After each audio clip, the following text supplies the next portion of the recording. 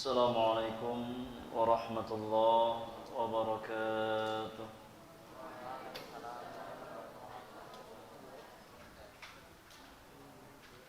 الحمد لله رب العالمين، حمدا كثيرا طيبا مباركا فيه كما يحب ربنا ويرضى.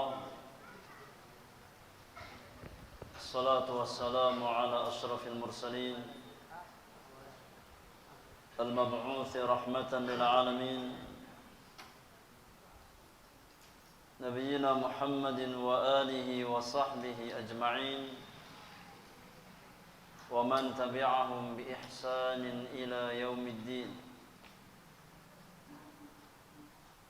وسلم تسليما كثيرا. فإن أصدق الحديث كتاب الله وخير الهدي هدي محمد صلى الله عليه وسلم وشر الأمور محدثاتها وكل محدثة بدعة وكل بدعة ضلالة وكل ضلالة في النار. أما بعد، إخواني وأخواتي في الله rahimani wa rahimakumullah wa ajma'in. Jamaah sekalian, ma'asyira talabatul ilmi, ikhwan dan akhwat yang semoga dirahmati oleh Allah Subhanahu wa taala. Yang pertama, kita membuka majelis kita di malam hari ini dengan bersyukur kepada Allah Subhanahu wa taala yang masih memberikan kita berbagai macam kenikmatan yang tidak mungkin bisa kita menghitungnya satu persatu. Nikmat terbesar yang hendaknya senantiasa kita syukuri adalah nikmat iman dan nikmat Islam. Nikmat dijadikan sebagai bagian dari umat Rasulullah sallallahu alaihi wasallam, yang mana nikmat Islam adalah jalan keselamatan bagi seorang hamba. Karena tidak ada jalan yang bisa mengantarkan seorang hamba kepada jalan kebahagiaan dunia dan akhirat melainkan dengan jalan Islam yang didakwahkan oleh Rasulullah sallallahu alaihi wasallam.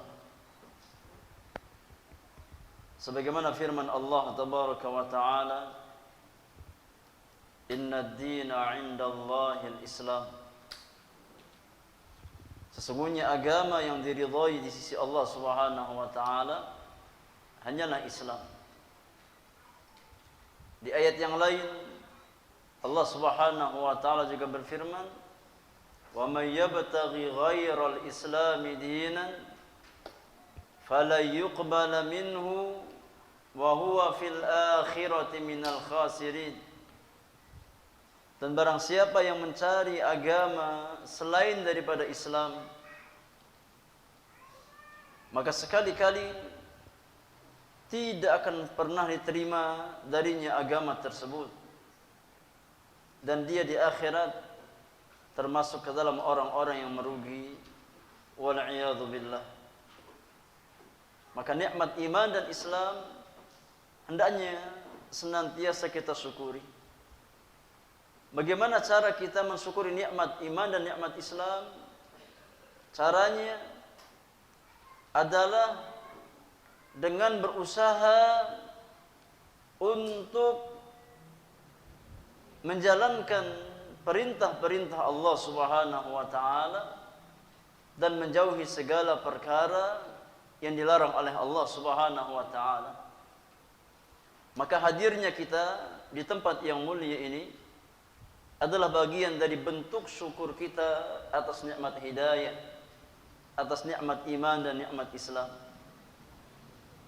Salawat dan salam semoga tercurahkan kepada qudwah hasanah kita, Nabiur Rahmah Rasulullah sallallahu alaihi wasallam, kepada segenap keluarga beliau, kepada sahabat-sahabat Rasulullah sallallahu alaihi wasallam, dan kepada setiap umat Nabi yang mulia yang senantiasa berusaha untuk istiqamah di atas apa yang Nabi sallallahu alaihi wasallam tuntunkan. Ikhwani wa akhwati fillah, a'azakumullah. Kita lanjutkan pelajaran kita di dalam membahas dan mengkaji Mukhtasar Kitabil Ilmi atau Intisari Kitab Al-Ilmu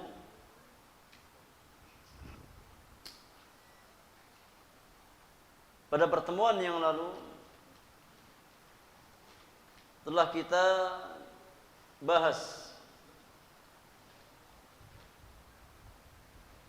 perkataan Al-Imam Muhammad bin Idris Asy-Syafi'i rahimahullahu ta'ala tentang ketinggian ilmu, bahwasanya ilmu adalah kunci kebaikan dunia dan akhirat bagi seorang hamba. Demikian pula perkataan murid beliau Al-Imam Ahmad bin Hanbal rahmatullahi ta'ala alaihi, tatkala Imam Ahmad mengatakan bahwasanya tidak ada sesuatu yang melebihi keutamaan ilmu, keutamaan duduk di majlis-majlis ilmu bagi orang yang membawa niat yang benar tatkala dia mendatangi majlis-majlis ilmu. Maka majlis-majlis ilmu adalah majlis yang sangat mulia, yang memiliki pahala yang sangat besar di hadapan Allah Subhanahu wa taala. Karena memang banyak dalil Al-Qur'anul Karim ataupun sunnah Rasulullah sallallahu alaihi wasallam yang menjelaskan tentang keutamaan ilmu, keutamaan orang-orang berilmu, serta keutamaan duduk di majlis-majlis ilmu. Di antaranya sabda Rasulullah sallallahu alaihi wasallam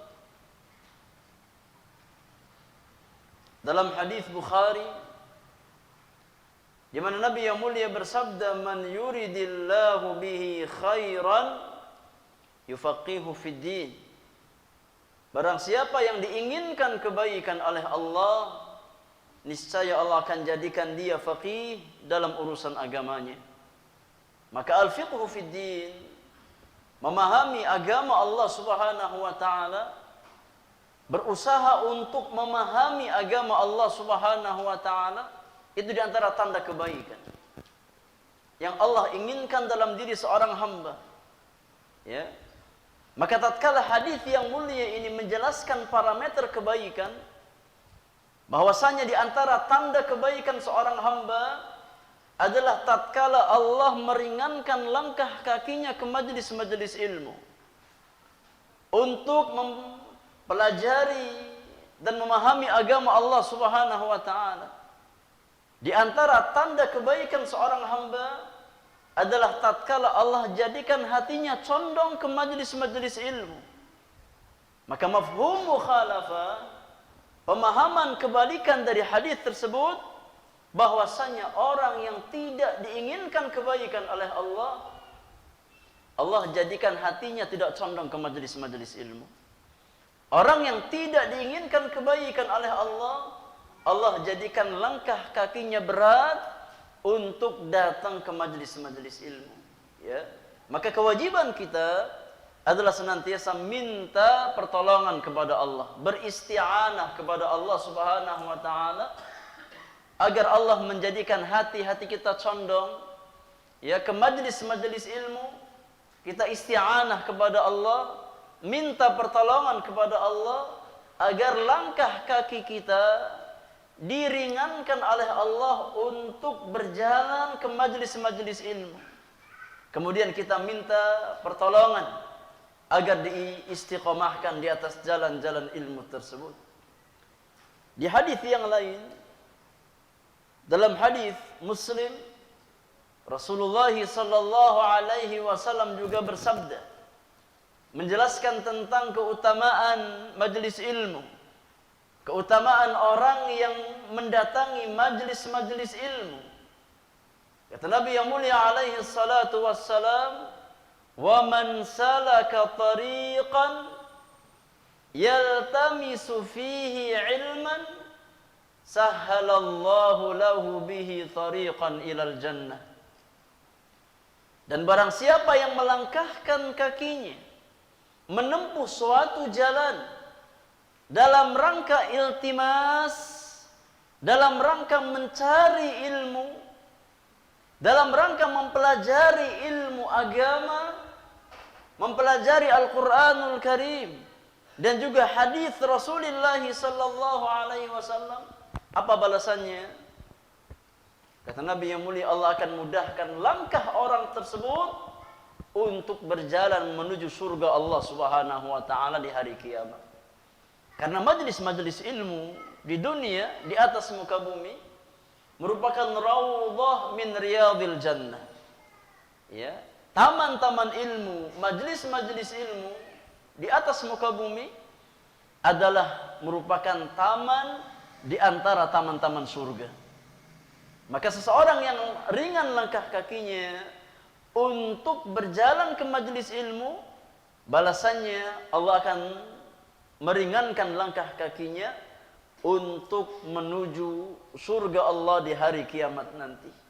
Maka ini keutamaan yang sangat besar, yang hendaknya menjadi motivasi orang-orang beriman untuk istiqamah melangkahkan kaki kita ke majelis-majelis ilmu.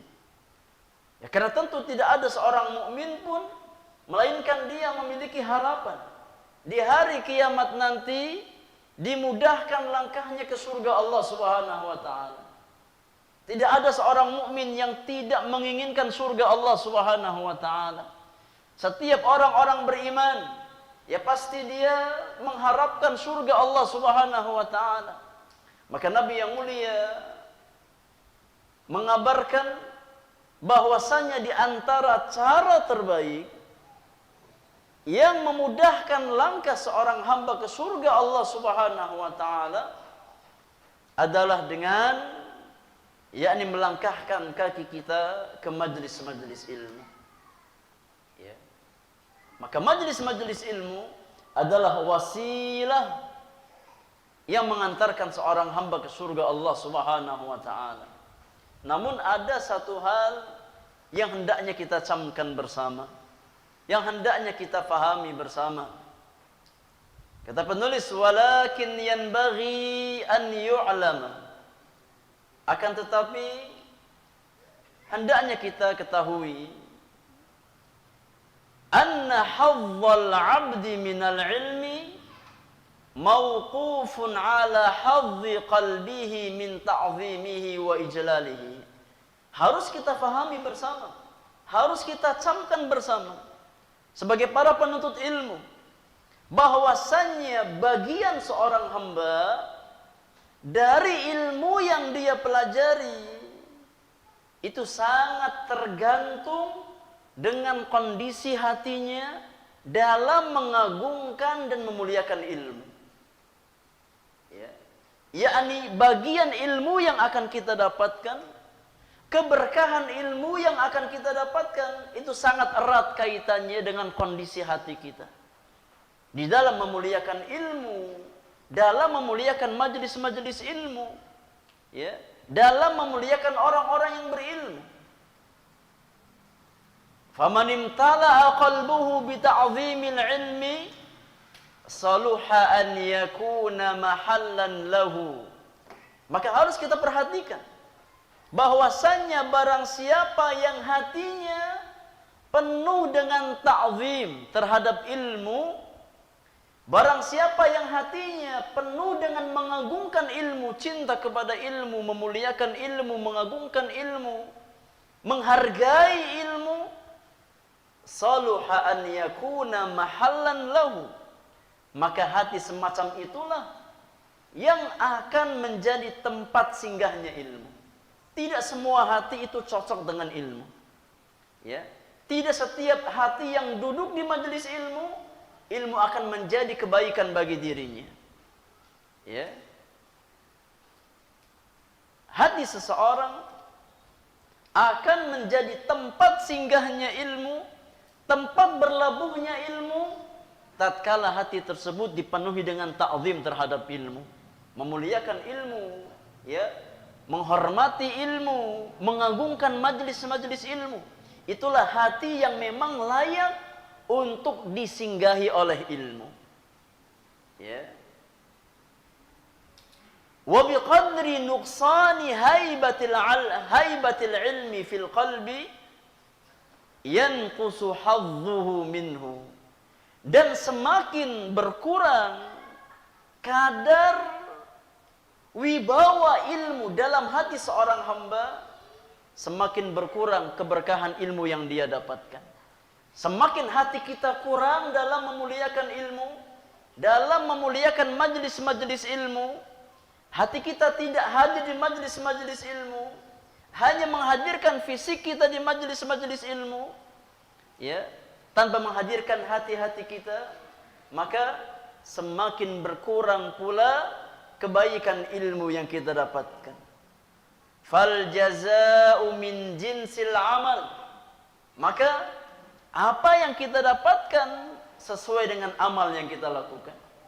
Balasan yang kita peroleh itu sesuai dengan jenis amal yang kita lakukan. Faman la yukrimil ilma la yukrimhul ilmu. Maka kaidah yang harus kita garis bawahi, barang siapa yang tidak mampu memuliakan ilmu, maka dia tidak akan dimuliakan oleh ilmu. Ya, orang yang tidak sanggup untuk memuliakan ilmu, untuk menghormati ilmu, untuk mengagungkan majelis-majelis ilmu, jangan harap dia akan dimuliakan oleh ilmu tersebut. Ya, oleh karenanya Rasulullah sallallahu alaihi wasallam mengisyaratkan dalam hadisnya bahwasanya tidak setiap orang yang baca Al-Qur'an otomatis Al-Qur'an akan menjadi sumber kebaikan bagi dirinya. Tidak setiap orang yang hafal Al-Quran, otomatis Al-Quran akan menjadi sumber keselamatan bagi dirinya. Karena Al-Quran punya dua sisi. Imma menjadi sumber keselamatan bagi seorang hamba, imma bisa menjadi sumber kebinasaan bagi dirinya. Maka ilmu juga demikian. Ilmu bisa menjadi jalan kita ke surga, dan ilmu bisa menjadi sesuatu yang menjerumuskan kita ke neraka Allah Subhanahu wa taala wal iyadu billah. Ya. Rasulullah sallallahu alaihi wasallam bersabda dalam hadisnya, Al-Qur'anu hujjatun laka aw 'alaika. Al-Qur'an bisa menjadi penolong bagi dirimu, menjadi hujjah yang menyelamatkan engkau dari murka Allah Subhanahu wa taala, aw 'alaika, atau justru Al-Quran akan menjadi bumerang bagi dirimu yang menghujat engkau di hadapan Allah Subhanahu wa taala, yang menjerumuskan seorang hamba ke dalam neraka Allah Subhanahu wa taala wal iyadu billah. Maka hati-hati dengan Al-Quran. Hendaknya kita bertakwa kepada Allah dengan Al-Quranul Karim. Ya. Al-Quran akan menjadi penolong bagi seorang hamba kapan? Yang pertama, tatkala hamba tersebut mempelajari Al-Quran, membaca Al-Quran, mengajarkan Al-Quran dengan niat yang ikhlas karena Allah Subhanahu wa taala. La riya'an wala sum'atan. Bukan karena faktor riya, bukan karena faktor sum'ah. Bukan karena faktor duniawi, tapi kita mempelajari Al-Quran, kita mengajarkan Al-Quranul Karim semata-mata liwajhillahi azza wa jalla, karena mengharapkan wajah Allah Subhanahu wa taala, ya, dengan keikhlasan niat, maka Al-Qur'an akan menjadi sumber kebaikan bagi seorang hamba. Sebaliknya, tatkala niat kita salah dalam mempelajari Al-Qur'an, dalam mengajarkan Al-Qur'an, maka yang ada Al-Qur'an akan menjadi bumerang bagi kita. Ya, makanya menuntut ilmu selain dia memiliki banyak keutamaan, namun juga bisa menjadi sumber kebinasaan bagi seorang hamba. Kalau kita ya salah niat, kalau kita tidak berusaha meluruskan niat-niat kita di dalam mempelajari ilmu dan mengajarkan ilmu.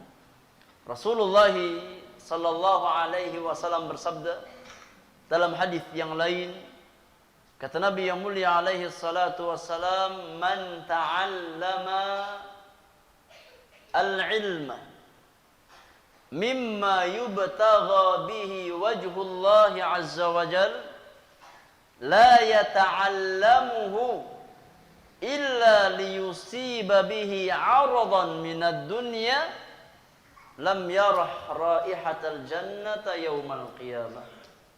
Kata Nabi yang mulia, barang siapa yang mempelajari ilmu, barang siapa yang menuntut ilmu, ini ilmu agama, ilmu din, ilmu syariat, yang semestinya ilmu tersebut dia pelajari semata-mata ikhlas karena Allah Subhanahu wa taala. Namun dia belajar ilmu tersebut hanya untuk mencari kenikmatan dunia atau syahwat-syahwat dunia semata, maka dia tidak akan mencium aroma surga di hari kiamat.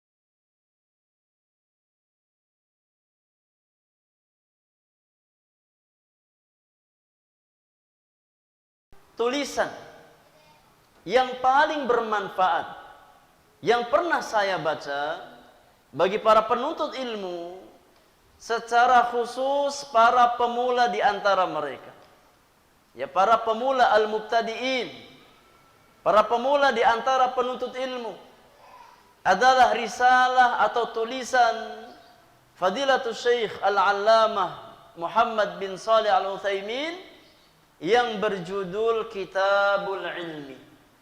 Kitab yang sangat bermanfaat, yang sangat bagus, yang menjelaskan tentang adab-adab penuntut ilmu. Ya, ada kitab yang berjudul Kitabul Ilmi, buah karya Fadilatul Syekh Al-Allamah Muhammad ibn Shalih Al-Utsaimin rahimahullahu ta'ala. Fahiya risalatun jami'atun fi bayanil adab allati yajibu an yatahalla biha talibul ilmi, di mana tulisan tersebut, yakni Kitabul Ilmi tersebut, adalah sebuah tulisan, sebuah risalah yang merangkum tentang penjelasan adab-adab yang wajib dimiliki seorang penuntut ilmu, ya, serta perkara-perkara yang hendaknya dijauhi dan diwaspadai oleh seorang penuntut ilmu. Ya, jadi di dalam Kitabul Ilmi, Fadilatul Syekh Muhammad bin Shalih Al-Utsaimin rahimahullahu ta'ala, yakni menitik beratkan pada dua perkara. Yang pertama tentang adab-adab yang lazim dimiliki seorang penuntut ilmu, seperti ikhlasun niyah, ya, kemudian yakni bersungguh-sungguh dalam menuntut ilmu, ya, dan juga keburukan-keburukan yang hendaknya diwaspadai dan dijauhi oleh para penuntut ilmu. Ya seperti berbicara dengan tanpa ilmu, berfatwa dengan tanpa ilmu, salah dalam masalah niat, sifat takabur, merendahkan orang lain, ya tidak menghargai orang lain, ya, atau perkara-perkara yang lain di antara perkara yang dicela di dalam agama Allah Subhanahu wa taala. Falidzalika ista'antu billahi jalla wa ala fi ikhtisariha wa taqribiha litulabil ilmi al-mubtadi'in. Oleh karenanya saya ya isti'anah kepada Allah, minta pertolongan kepada Allah Subhanahu wa taala dalam meringkas risalah tersebut. Ya, dalam mengintisarikan kitabul ilmi tersebut untuk mendekatkan substansi kitab tersebut, untuk mendekatkan ya faidah-faidah kitab tersebut kepada para penuntut ilmu al-mubtadi'in yang masih pemula di antara para penuntut ilmu, bi uslubin sahlin muyassar, dengan uslub, dengan gaya bahasa yang mudah ya difahami biidznillah azza wa jalla, rajian al-maula jalla wa ala, dengan mengharap kepada Allah Subhanahu wa taala an yaj'ala hadzal juhdal mutawadhi'a dhukhran li wa liwalidayya liyaumil qiyamah, dengan harapan semoga Allah Subhanahu wa taala menjadikan ya yakni usaha yang sederhana ini sebagai simpanan kebaikan, simpanan amal saleh untuk penulis dan kedua orang tua penulis di hari kiamat nanti, yauma la yanfa'u malun wala banun, hari di mana tidak lagi bermanfaat harta seseorang dan anak-anak seseorang, illa man atallaha biqalbin salim, kecuali seorang hamba yang datang menghadap Allah Subhanahu wa taala dengan membawa hati yang salim, hati yang selamat. Hati yang selamat dari penyakit syahwat dan hati yang selamat dari penyakit asyubuhat. Maka ini harapan penulis. Ya, semoga tulisan yang sederhana ini bisa menjadi simpanan kebaikan atau tabungan kebaikan bagi penulis dan kedua orang tua penulis. Jadi hari di mana tidak lagi bermanfaat untuk seseorang harta yang dia miliki ataupun anak-anak yang dia miliki, kecuali seorang hamba yang datang menghadap Allah Subhanahu wa taala dengan membawa hati yang selamat di atas tauhid, di atas sunnah Rasulullah sallallahu alaihi wasallam, di atas nikmat iman dan nikmat Islam. Fama kana fihi min khairin wa naf'in faminallahi wahdah. Maka segala macam kebaikan dan semua manfaat yang ada dalam kitab ini semata-mata datang dari karunia dan taufik Allah Subhanahu wa taala. Wa ma fihi min khata'in wa zallatin famin qillati bidha'ati wa dha'fi idraki. Adapun segala macam kesalahan, segala macam ketergelinciran, segala macam kekurangan, maka disebabkan karena ya sedikitnya ilmu yang saya miliki dan lemahnya pengetahuan ya yang saya miliki. Wallahu waliyut taufiq wa sallallahu wa sallama ala nabiyyina Muhammadin wa alihi wa sahbihi ajma'in. Ya, ini muqaddimah yang saya bawakan di awal kitab Mukhtasar Kitabi Al-Ilmi. Nah, setelah ini kita akan masuk bab yang pertama, ya tentang ta'riful ilmi wa fadlihi wa hukmi talabihi. Tentang definisi ilmu, kemudian keutamaan-keutamaan ilmu dan hukum menuntut ilmu. Bab yang pertama terdiri dari 3 pasal pembahasan. Pasal pertama tentang ta'riful ilmi, definisi ilmu. Pasal yang kedua tentang fadhailul ilmi, keutamaan-keutamaan ilmu. Dan pasal yang ketiga tentang hukum menuntut ilmu. Ini ilmu din atau ilmu syar'i, ilmu agama. Insyaallah akan kita bahas di pertemuan yang akan datang. Semoga Allah Subhanahu wa taala memberikan kita taufik untuk istiqamah di atas jalan-jalan kebaikan, di atas jalan ilmu yang bermanfaat dan amal saleh. Baik, kalau ada pertanyaan kita beri kesempatan setelah azan untuk salat Isya. Wallahu taala a'lam bis-shawab.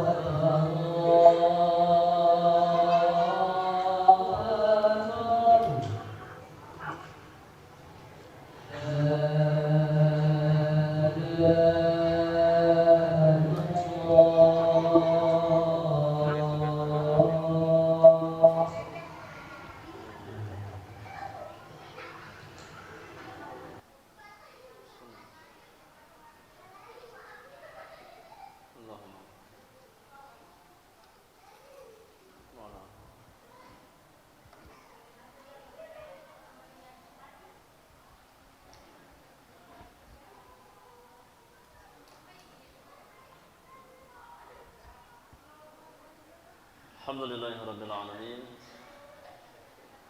Wa bihi nasta'inu ala umuri dunya waddin. Wassalatu wassalamu ala ashrafil mursalin Nabiyyina Muhammadin wa alihi wa sahbihi ajma'in Wa man tabi'ahum bi ihsanin ila yaumiddin Wa sallama tasliman katsira amma ba'du Ikhwani wa akhwati fillah azakumullah Kalau ada hal-hal yang ingin ditanyakan seputar materi yang kita bahas di malam hari ini, kita berikan kesempatan 5-10 menit untuk bersoal jawab terkait apa yang kita bahas di malam hari ini.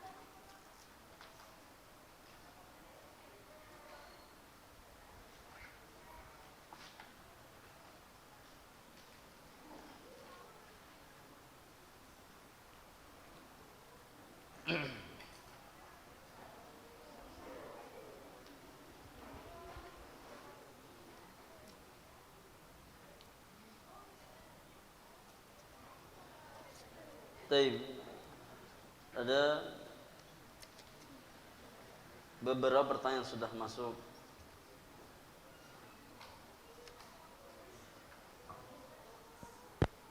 Yang pertama,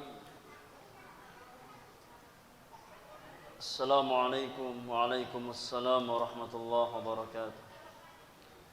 Bagaimana cara penuntut ilmu mengamalkan atau mengajarkan ilmu yang dia anggap belum cukup atau yang dia anggap belum pantas?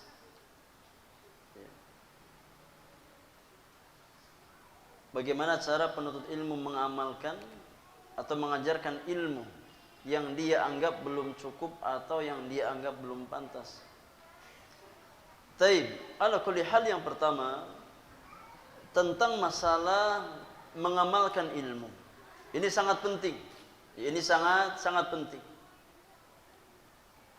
Karena para ulama kita mengatakan bahwasanya al-amalu bil ilmi, mengamalkan ilmu adalah tanda dari kebaikan ilmu yang kita miliki. Ya. Mengamalkan ilmu merupakan tanda bahwasanya ilmu yang kita miliki diberikan keberkahan oleh Allah Subhanahu wa taala, diberikan yakni kebaikan oleh Allah Subhanahu wa taala, dan dijadikan sebagai ilmu yang bermanfaat. Ya.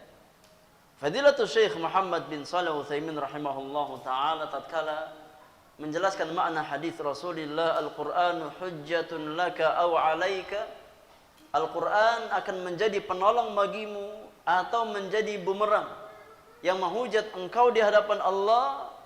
Kata beliau, yang menjadi pembeda antara Al-Quran yang menjadi penolong bagi seorang hamba dan penghujat bagi seorang hamba adalah dari sisi amaliyah, dari sisi amalan.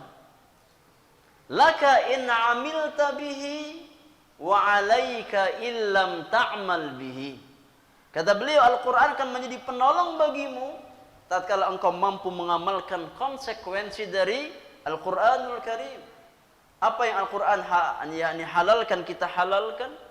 Apa yang Al-Quran haramkan, kita haramkan. Apa yang Al-Quran perintahkan, kita jalankan. Dan apa yang Al-Quran larang, kita jauhi. Maka mengamalkan ilmu ini diantara kewajiban atas setiap orang yang berilmu. Ya. Mengamalkan ilmu adalah satu kewajiban, ya, di antara kewajiban seorang muslim. Ya. Dan harus kita pahami bahwasannya antara ilmu dan amal itu dua hal yang tidak boleh kita pisahkan. Ya. Antara ilmu dan amal itu hendaknya menjadi gaya hidup seorang muslim. Tidak boleh kita memisahkan antara jalan ilmu dengan jalan amal. Ya. Karena menggabungkan keduanya adalah hakikat dari as-siratal mustaqim, yang senantiasa kita minta kepada Allah Subhanahu wa taala, ya, dalam setiap rakaat salat kita. tatkala kita membaca firman Allah di dalam Fatihatul Kitab, Iyyaka na'budu wa iyyaka nasta'in, ihdinas siratal mustaqim. Di antara makna as-siratal mustaqim kata para ulama, yakni jalan ilmu dan amal. Di antara makna as-siratal mustaqim, jalan yang lurus adalah jalan ilmu dan amal. Maka di antara konsep beragama yang ditanamkan oleh Allah dan Rasulnya kepada orang-orang beriman adalah konsep ilmiah dan konsep amaliyah. Ya, konsep ilmiah dan konsep amaliyah. Apa itu konsep ilmiah? Konsep ilmiah yakni seorang muslim, seorang muslimah hendaknya beragama dibangun di atas pondasi ilmu, di atas keterangan yang datang dari Allah dan Rasulnya sallallahu alaihi wasallam. Adapun konsep amaliyah, yakni seorang muslim dan muslimah hendaknya berusaha untuk mengamalkan setiap ilmu-ilmu yang dia miliki. Ya, maka mengamalkan ilmu itu bagian dari as-siratal mustaqim, bagian dari jalan yang lurus. Makanya kata Syekh Abdul Razzaq hafizahullahu taala, ya, di dalam kitabnya Ashru Qawaid fil Istiqamah, beliau menjelaskan bahwasanya di antara sebab seseorang itu tidak istiqamah adalah tatkala dia memisahkan antara jalan ilmu dan amal. Ya, memisahkan antara ilmu dengan amal. Karena tatkala seseorang memisahkan antara ilmu dan amal, secara otomatis dia akan terjatuh ke dalam penyakit tasyabbuh. Yakni imma bertasyabbuh dengan orang-orang Yahudi yang mereka berilmu tapi tidak mengamalkan ilmunya, atau bertasyabbuh dengan orang-orang Nasrani yang mereka beramal tanpa ilmu. Ya, maka seorang mukmin wajib untuk menggabungkan antara jalan ilmu dan jalan amal. Dan ini konsep belajarnya para sahabat Rasulullah. Ya, konsep belajar manusia-manusia terbaik dari kalangan sahabat Rasulullah sallallahu alaihi wasallam, di mana mereka menggabungkan antara konsep ilmiah, mempelajari ilmu, dengan konsep amaliyah, mengamalkan ilmu-ilmu yang mereka miliki. Ya, maka kita wajib berusaha untuk mengamalkan ilmu-ilmu yang telah kita pelajari. Adapun mengajarkan ilmu, ya, maka hendaknya kita berusaha untuk mematangkan diri kita dengan ilmu tersebut. Ya, sebelum kita terjun mengajarkan ilmu yang kita miliki kepada orang lain. Ya. Dan mengajarkan ilmu adalah bagian dari kewajiban terhadap orang-orang beriman. Karena ada 4 perkara yang Allah wajibkan kepada kita semuanya, yang merupakan jalan keselamatan dari kerugian. Yang pertama adalah ilmu, yang kedua adalah amal, yang ketiga adalah dakwah, dan yang keempat adalah as-sabr. Bersabar di atas ketiga hal tersebut. Ya. Maka kalau kita punya ilmu, ya, yang kita fahami dengan pemahaman yang baik dan benar, silahkan sampaikan kepada orang lain.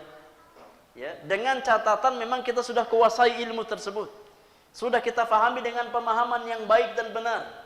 Ya, maka silahkan kita berikan faidah kepada orang lain dengan cara mengajarkan ilmu kepada orang lain. Sebagaimana sabda Rasulullah sallallahu alaihi wasallam, "Ballighu anni walau ayat." Sampaikan dariku meskipun hanya satu ayat.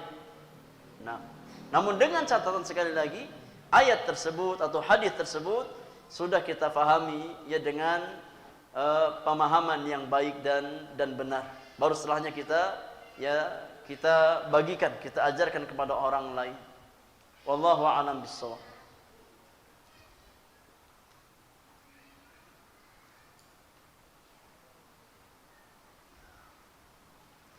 Tapi pertanyaan yang terakhir. Assalamualaikum waalaikumsalam. Bagaimana cara menjaga lisan kita agar tidak menyakiti perasaan orang lain? Ya, misalnya seperti bercanda berlebihan, mencaci dan menghina. Ya, maka jawabannya harus kita fahami. bahwasannya Allah dan Rasulnya mengajarkan orang-orang beriman untuk senantiasa menjaga lisannya. Ya. Kata Nabi sallallahu alaihi wasallam dalam hadis yang sahih, dalam hadis Bukhari Muslim, kata Nabi yang mulia, man kana yu'minu billahi wal yaumil akhir falyaqul khairan aw liyasmut. Barang siapa yang beriman kepada Allah dan hari akhir, hendaknya dia mengucapkan perkataan yang baik, kalau tidak diam. Nah, ini konsep orang-orang beriman dalam menggunakan lisannya. Kalau kita mampu menggunakan lisan kita dengan kebaikan, seperti zikrullah, tilawatul Quran, memberikan nasihat, ya, membaca kitab-kitab para ulama dan yang lainnya, gunakan. Ya. Namun tatkala kita tidak mampu menggunakan lisan kita untuk kebaikan, maka tidak ada pilihan kecuali kita diam. Ya. Kecuali kita diam dengan lisan kita tersebut. Jangan sampai lisan yang merupakan nikmat dari Allah Subhanahu wa taala menjadi sebab seseorang terjatuh ke dalam siksa Allah Subhanahu wa taala. Karena Nabi yang mulia mengabarkan di antara pintu terbesar yang menjerumuskan seorang hamba ke dalam siksa neraka adalah pintu lisan. Ya, ima dengan kita merendahkan orang lain, mencela orang lain, mencaci orang lain, ya, atau berdusta dan yang lainnya. Ya, maka hendaknya kita bertakwa kepada Allah Subhanahu wa taala dengan lisan-lisan kita. Kalau kita mampu menggunakan lisan dengan kebaikan, silahkan gunakan. Ya, kalau tidak mampu, maka hendaknya kita banyak diam.